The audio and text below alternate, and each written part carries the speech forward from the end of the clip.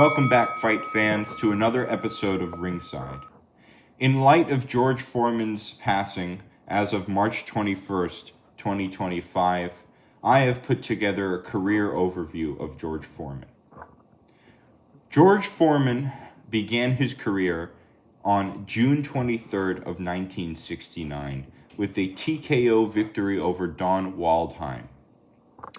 Following this, Foreman fought a series of lower-level journeymen to gain experience, rounds, and confidence in the professional scene.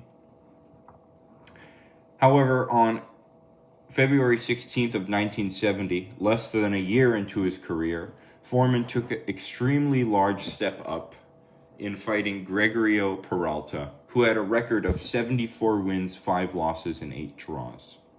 This was extremely respectable considering the fact that Foreman was relatively only 8 months into his career, and fighting around 10 times in 1969 was already taking on a European-level contender.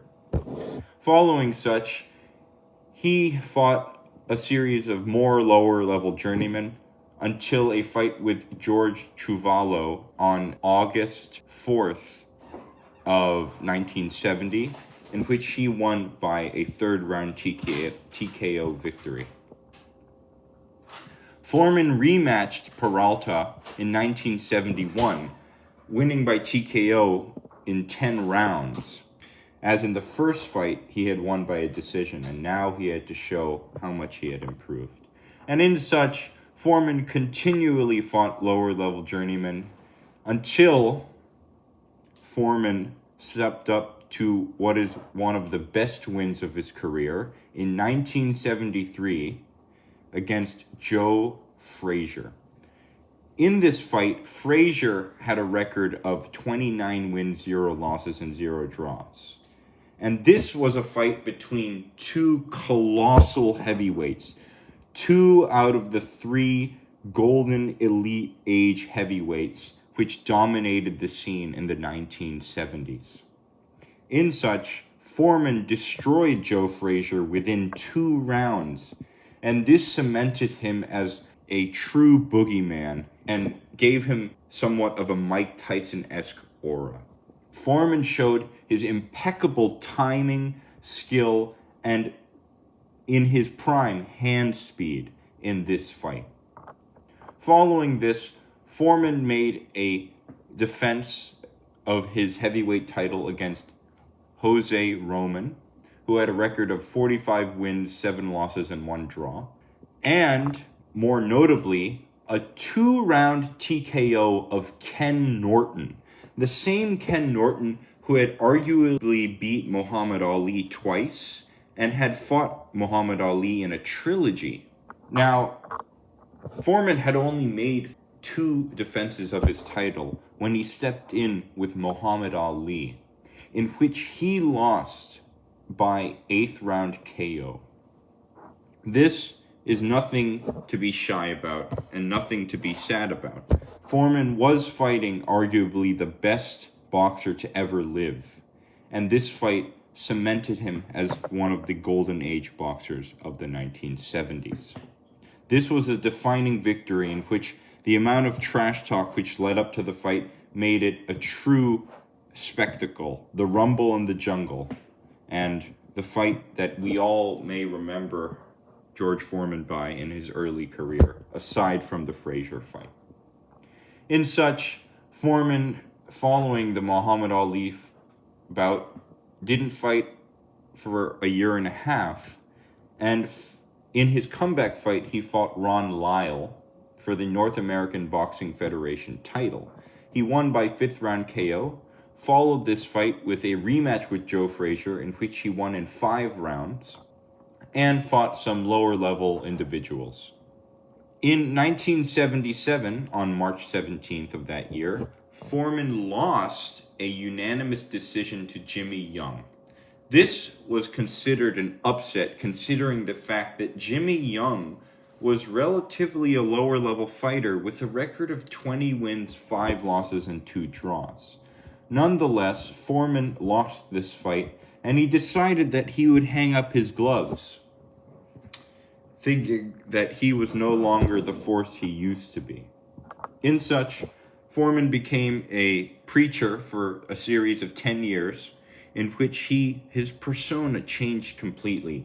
He became a very caring, kind, and well-rounded individual outside of the ring, an individual who was extremely religious and devoted in each of his practices. In such, Foreman returned to the ring on March 9th of 1987 at 35 years old, with a win over Steve Zowski, who had a record of 25 wins, 11 losses, and 0 draws.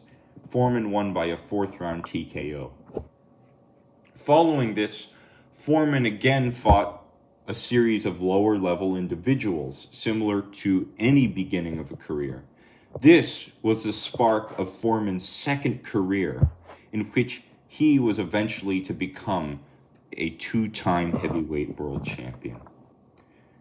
Eventually, in 1991, 4 years after he had returned to the ring, he lost a 12-round unanimous decision to Evander Holyfield, which was his first shot at the heavyweight championship in his second career. In this fight, Holyfield was obviously the dominant, faster, younger, and sharper boxer, but Foreman gave a good account of himself in this fight. Following this, Foreman bounced back with a few good wins, such as Alex Stewart and Pierre Codazir, and then lost a 12-round decision to Tommy Morrison.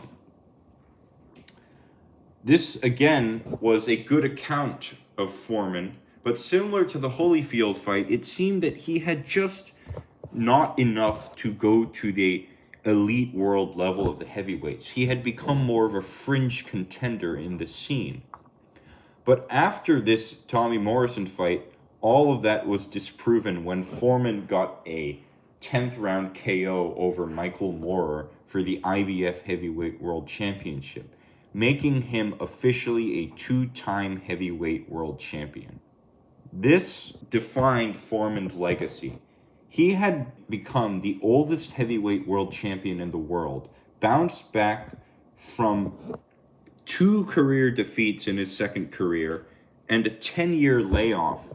And he, too, was in his early 40s, and his timing, his sharpness, and his power had retained itself. He was truly a reflection of the golden era of heavyweight boxing in the 1970s and what such meant in the overall scheme of the boxing landscape. In such, Foreman defended his heavyweight world championship twice. And in 1997, he lost a majority decision to Shannon Briggs, in which he officially retired from the sport. George Foreman was truly a driving force of the heavyweight division and of the boxing landscape as a whole. He was one of the 3 out of the golden era of boxing and showed its remnants through his resurgence in the boxing world. Foreman was truly a force to be reckoned with, and an individual who would give a heavyweight of any era a boatload of trouble. If one were to pit Foreman against the heavyweights in today's landscape, a young Foreman would have most likely beat 8 out of the top 10 heavyweights of this era, at least in my opinion. The only 2 heavyweights I see beating Foreman, a young Foreman that is Alexander Usyk or possibly a Tyson Fury. But I think a Usyk victory over Foreman would make sense if Foreman were to exist today. An older Foreman may have not beaten as many of the heavyweights in today's landscape, but still would have been a solid top 10 heavyweight.